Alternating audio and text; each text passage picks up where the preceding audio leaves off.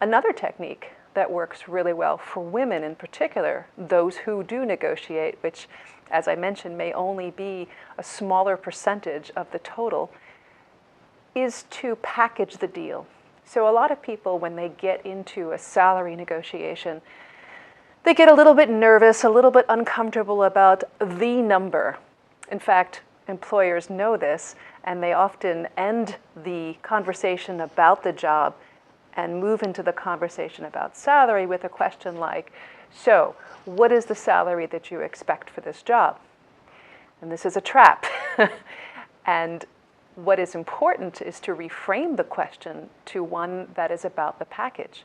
And so an answer might sound something like, well, in terms of total compensation, I'm looking for a package that not only values the experience, the skill, the capability I bring to this organization, but also incentivizes me in a way that I can contribute that and more. So when you talk about total compensation, you're talking about salary, but you're also talking about benefits, participation in bonus programs, or educational reimbursement.